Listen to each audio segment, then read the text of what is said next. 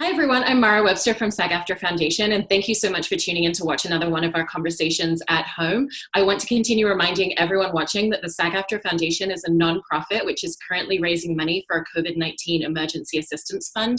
This fund is working to support SAG-AFTRA members who are currently out of work due to all the closed film and television productions. So please check out the link below this video and consider supporting if you're able to in any way. Today we're incredibly fortunate to be joined by Elle Fanning, who is currently starring in the upcoming Hulu series The Great. I wanted to just kind of start by asking how your day-to-day has been. You know, obviously we're kind of about 2 months into this, and what's your new normal routine looking like these days? Yeah, I'm doing pretty good. I'm at home in LA with my family. So I'm with my sister, my mom, my grandmother. We're all together. So it's a lot of family time. I think it's kind of nice to have a schedule. Sometimes I'm not as good at sticking to it. I'm a little bit more go with the flow. My sister is she like, all right, I work out at this time and I wake up at this time. So she's kind of motivating me a bit in that way. But it's good to have, like interviews like this, just like speak to someone else. Is good. But yeah, we're hanging in there, watching a lot of TV, cooking a lot, baking, painting, doing things that maybe I wouldn't normally do, but trying to be creative, Yeah, glad to hear it. Mm-hmm. Yeah. A little bit about your genesis and your involvement in the show, especially because you're not just starring as the lead in it, you're also actually on board as an executive producer, and we're involved very much in the early stages. So I know that Tony McNamara had originally written this as a play in Australia and then drafted it as a feature version where you got the script and read it. And I was curious kind of at what point along that journey from the feature script to the TV series that you came on board and became a producer on it with him.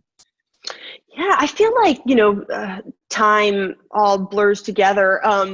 But I feel like it was pretty quickly after I read the feature script that I knew at least that, okay, here's the film script, but it's not going to be made as a film. We're trying to do it as a TV show. Like I read the script with having that in mind, but that the pilot wasn't written yet, but Tony was working on it. And also the script that I read, when Catherine's young, that part was not entirely the whole script. Like it spanned her whole life. So up until like her death, that script did. And I think the play did also. So we'd have to figure out, okay, we're just going to do the sliver of when she's young and she's just arriving and her gaining her power and all of that. That would be the first season of the show.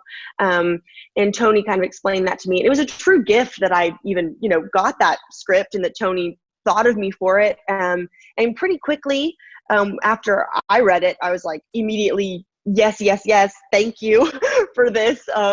And I will, be involved in any way. And Tony was like, why don't you, be a producer and we can develop it together. And from there, that's really where it started. And we had, a pilot that he had written and a kind of brief summary of how he saw the season. And then we took that out to streaming services and, did those pitches and had those meetings in those rooms, and which I'd never done before. So that was very new, being behind the scenes and being with the project from really the ground up and just kind of pulling the curtain back and seeing that world of all the mechanics. It was really interesting. So I learned so much. What were the biggest things that you learned from taking it in and going into all those pitch meetings, especially being, I know you've talked about how you were the only female voice in a lot of those rooms as well. So what did you kind of learn from each subsequent pitch about what really worked and what was a good approach for you to make in those rooms to convince people? Yeah. I think you start to you all have your own role when you go in, which is, Tony was like, all right, he would kind of explain it all. I would say why I was so passionate about it, why I loved Catherine, how I related to her. Like you each kind of figure it out, how to make it move, which, I got more comfortable with as it went on. But also just, the business side of things too. Like I definitely come from more of the creative side, but I'm hoping to be maybe, involved in more of development and stuff. So just seeing how that worked and also having to put that kind of hat on was interesting. And I think people want to see your passion, right? It's like, if you care about it, then they are going to care about it. So and this is something that I truly cared about. And so I wanted to show that as much as possible. I feel like if you get excited, like hopefully others will get excited as well. You know, then there were some people who were like, we would pitch and they'd be like, well, I was a history major. And we're like, oh God, well, you're not, this is not the show for you. They're like, well, I know all about Catherine. We're like, okay, you're not getting it. So you could tell really fast, like, who would be, you know, where the right home was, basically. Yeah, and I love that tagline that pops up within the credits that's, you know, describes it as an occasionally true story. So it says yes. exactly what it's setting up to be. And I was interested just, you know, in terms of your work and your role in it, and how that, even just that tag, influenced the way that you thought about this character and the way that you prepared for it. Because obviously there are still factual elements. It is based on history, but it's a very loose retelling and reimagination. So how did you navigate what was going to be useful to actually dive into in terms of research, and then what you just had to figure out from the emotion and the words in the script? Yeah, I think, you know, Tony had done a lot of research on Catherine and obviously pulled out what he wanted to pull out. I think it's just the scripts are that we're not bogged down with facts, which I think is what makes it so alive and made us feel free to, you know, push ourselves in the cast. I think for me, I didn't know much about Catherine the Great before I even read the script. I knew she was the Empress of Russia, and that, you know, the horse rumor, but that's what she was known for, sadly. So I think, I mean, I did some research, of course. I looked things up. I looked at her handwriting to see, you know, just little things like that. But yeah, the facts were just not helpful. Also, it's had footage, tubes, talks and walks, and, you know, we weren't really interested in that. I think we want to make our version of Catherine. So for me, I was trying to capture the essence of Tony's scripts and this woman who's thrown into this backwards situation. And, you know, there are two types of people in the world: people who, all right, sweep everything to the side and like don't deal with it and just live with, you know, the things that are going wrong around them, or someone who actually steps up to the plate and is like, I'm going to change this country, this world. I'm going to try to do something. And that's her, you know? So, just building that. And it's interesting because I've never really done a series before. So to have such a long time to explore that arc and,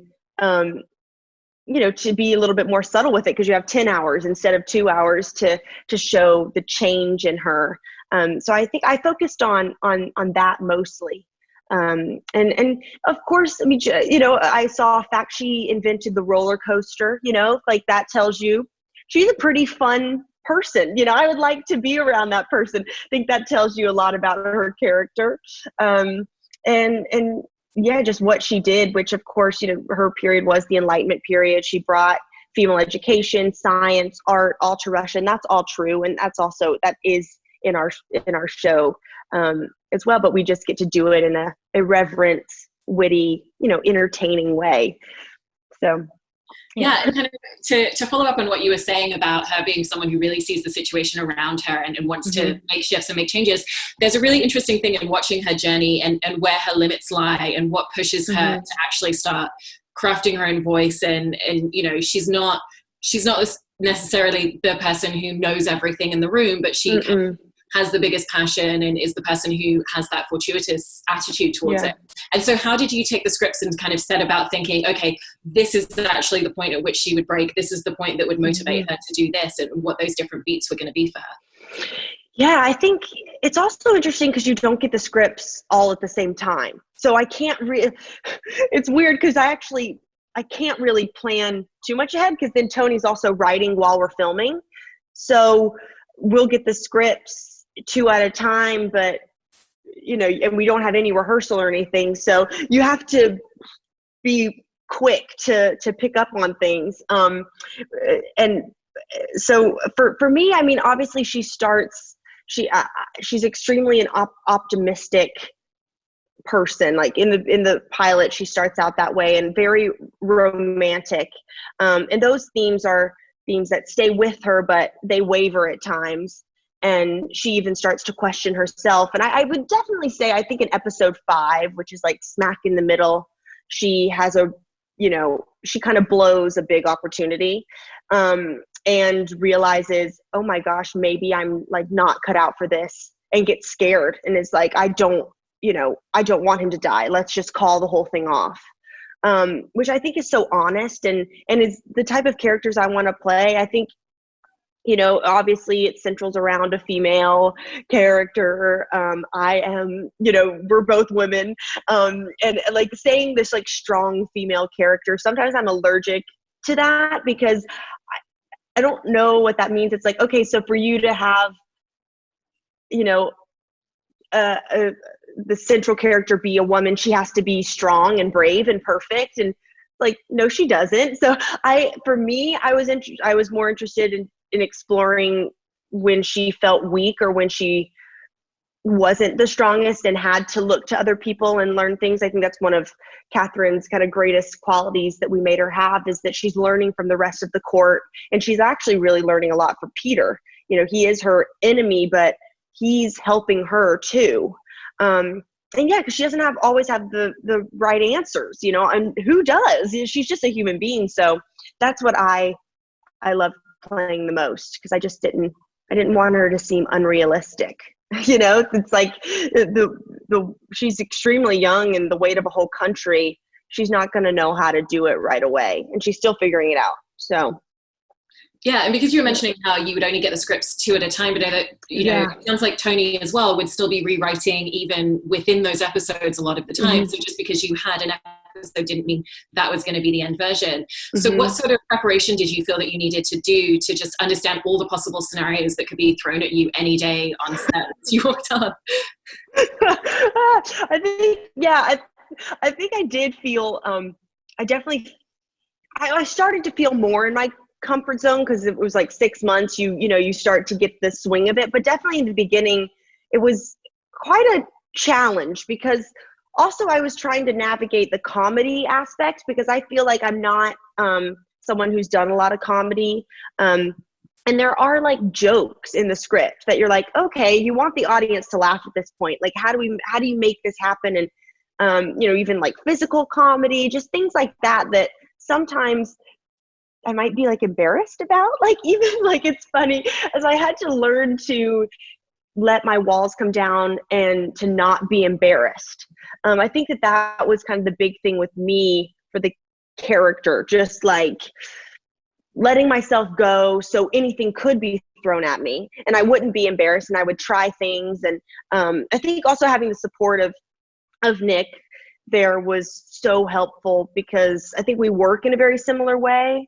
And those scenes I would always look the most forward to, when we had those breakfast table scenes with, just that banter back and forth, because we would really try to challenge each other and push each other's buttons, like top each other. And I just respect him so much, and he's so amazing in it. And so it was just fun to watch. And so to have that support system, that was extremely helpful, that we felt like, okay, we're just like jumping off a ledge, like we're in it together, whatever they throw at us. I feel like we kind of got our characters to a place that we can do that. Because it is interesting, like on TV, also the directors are different. We had so many different directors that come in and, shoot like 2 episodes and then leave. And someone that comes from film, it's different for me, because you get so attached to the director, and then I would get be like, oh, we got so close. And then it's like, oh, someone new's coming in. So you really have to be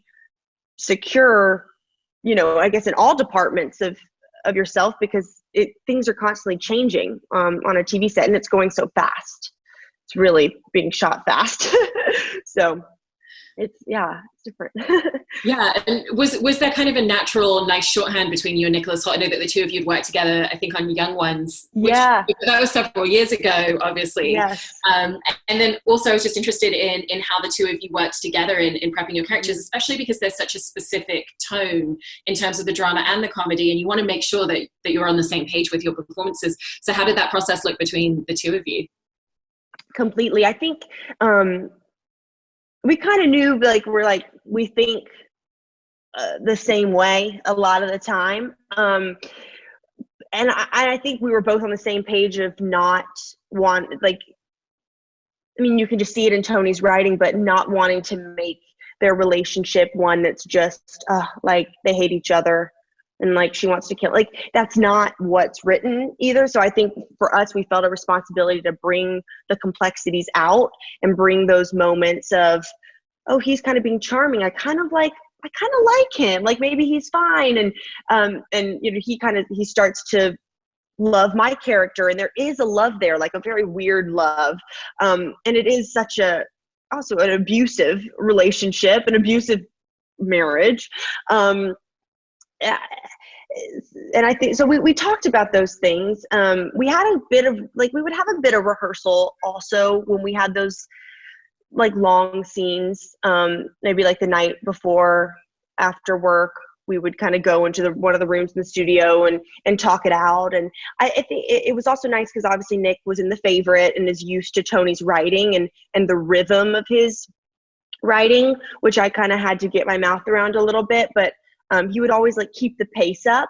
He would be like, oh, and so it was really helpful for us to just, like, even I would just go in the trailer and like, okay, let's just like say the lines like as fast as we can. It sounds so technical, but also it's just the rhythm of the words. Like, that is just as important as, of course, all the emotion that's brought and you know, surprises you at times. But mostly we would just be trying to remember our lines like with each other and like, okay, let's just run through these and like try to, you know, do this. And I think we'd be a check for each other. Like, I would maybe do something a bit outrageous in the scene and be like, oh, look to Nick, be like, okay, like, we were a good gauge, and he would do the same with me. And it was just such a nice support. I felt we just had, like, we're so unfiltered. It was just completely unfiltered there. So yeah, one of the things that's really fun in watching it is the way that she almost starts to mirror him as she's trying to assimilate and make him think that she's really happy, and even just down to, like, you know, the random use of the word huzzah, which he uses all the time, and then she starts imitating it.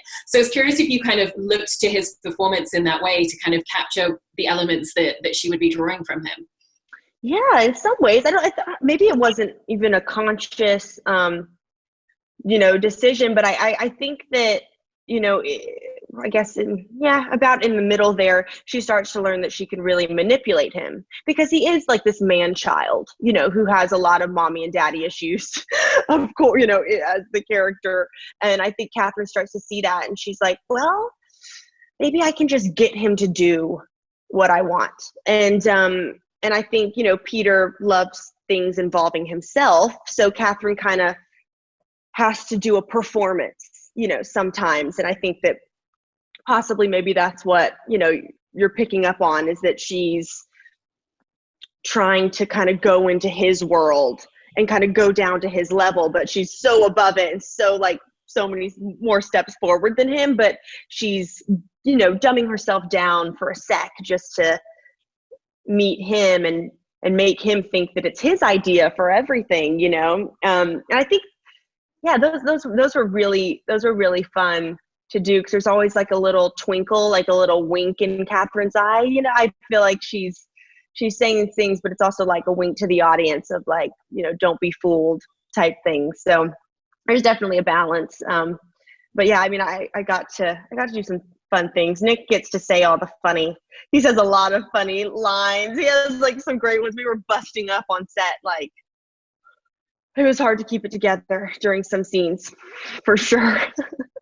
I love the way that even something like period piece choreographed dance moves are used as a form of storytelling and as a form of comedy. So what was the unique effect for you in terms of learning that choreography but using it as a storytelling tool in that way? Yes, I mean, we had quite a few like little dance numbers, which I wasn't expecting, like when I would read the scripts. And one that stood out to me, I mean, there's obviously one in the second episode of when he's wearing the skirt, and, you know, Nick does that kind of Mick Jagger thing very well. I think, and then there's the one that I'm thinking of is, I forget which episode, but we call it the fire dance, where we literally have all of these, we have a complete scene of dialogue, and Tony's like, well, why don't we just do it as a dance? Like, just dance and say all the words. We're like, great. Like, I was like, yes, I really wanted to do that. From a logistics standpoint, people were like, this is never going to work. I was like, it has to. I just like the challenge of that. But that day, oh my gosh, it was so extremely hot in that room, I remember. But yeah, the dance, I think the physical aspect of everything in the show, I looked at the character in a very physical way. So, because I think at times too, you know, she's obviously very constricted, like, and all these dresses and the layers, and but she has this kind of pep in her step in the beginning, and it's like kind of perky and up. And then I think at 5, I was like, she started to waver a bit in her body, like just like become off balance, and gaining that back throughout. So I think the physicality is extremely important. And also you can do so much with dance, you know, just odd moves and things that, you know, mean different things and all that. But yeah, we weren't doing the classic, like, don't show your ankle, you know, that was not it. We were trying to be a little bit more rock and roll with it.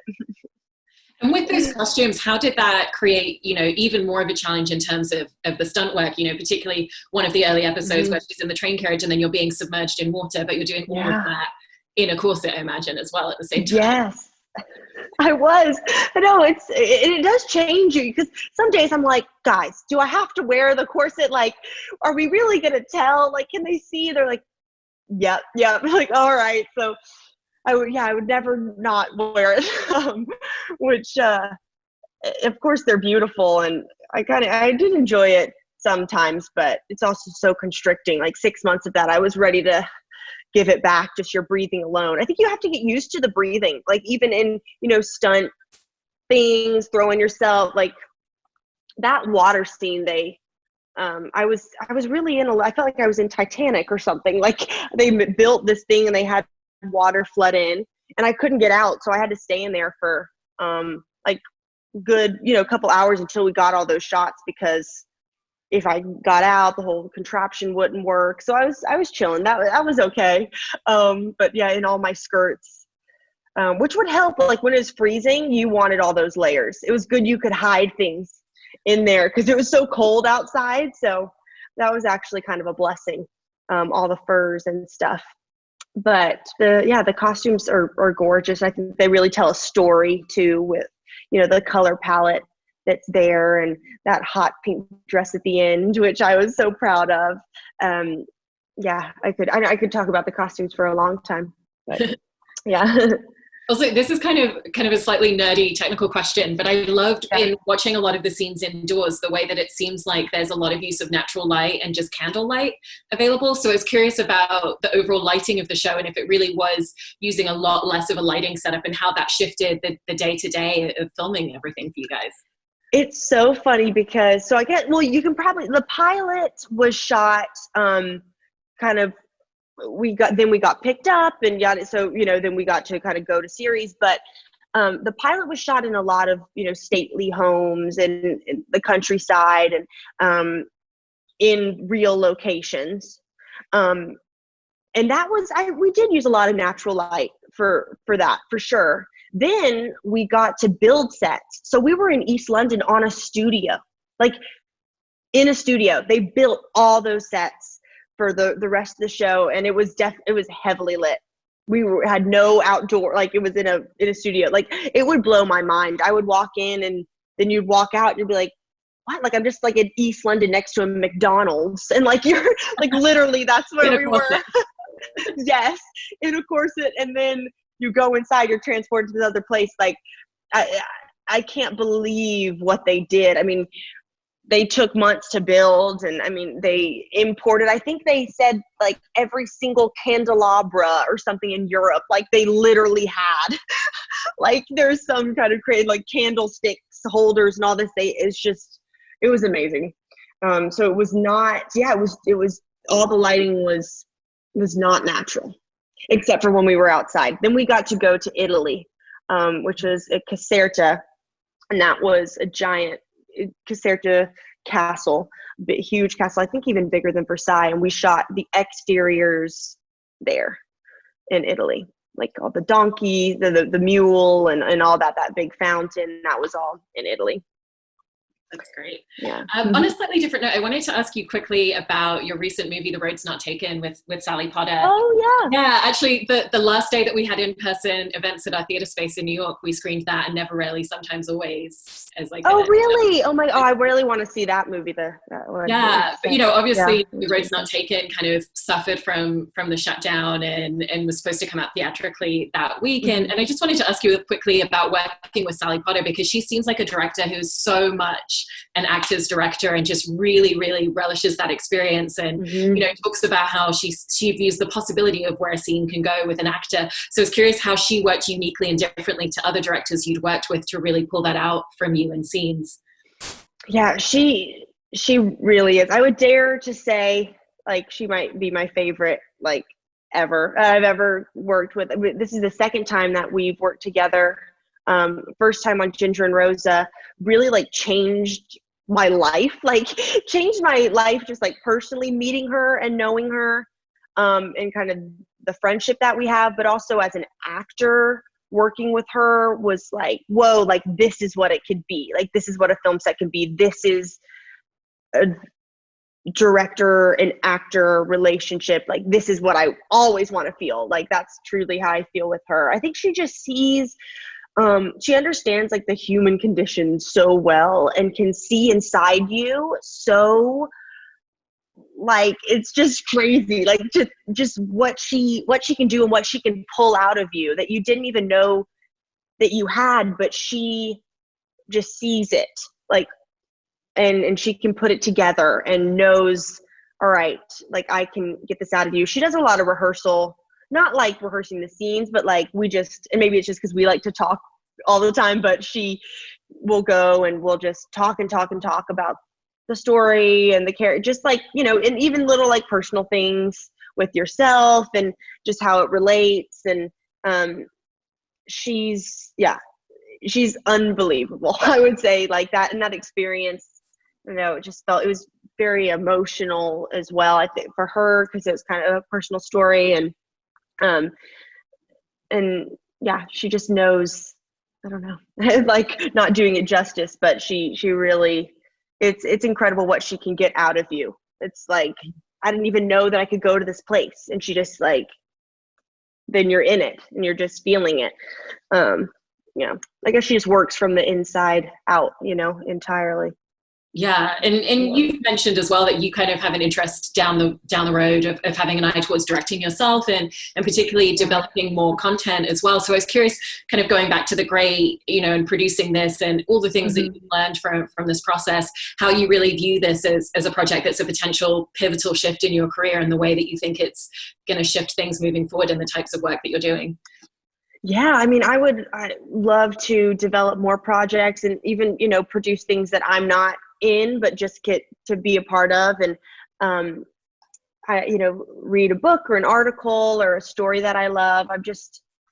I'm getting more and more interested in that. I think maybe because I started at such a young age, being on a film set, it's like I've always been so curious about the inner workings of it and how it came to be. And finally, you also, as an actor, which is, I never want to stop acting, but you also are, in a way, also performing for the director too, because in the editing room, which I've learned with producing, how much editing can change everything, because I would watch dailies and stuff too and see different edits of the episodes, be like, whoa, like, just editing is such a huge part. So to take a step back, but I think I think I as starting young as an actor, I also am like, I'm getting more of a pull and an urge to like create something that's my own, because as an actor, you are kind of serving others that they can change it and be what it's going to be. And of course it's personal to you, but it's still not, it's not completely yours, because you have to hand it over at some point. And so yeah, I think for me, I'm like, I hope this leads to directing, like being a bit more behind the scenes and getting to create something that I feel, is mine. I don't know. Yeah, well, I feel like you've always had such an interesting eye with the projects that you've chosen. So I'm excited to see where that leads. And thank you so much for taking time to talk to us today about the show. Really, for sure, man. Thanks so much. Thank you.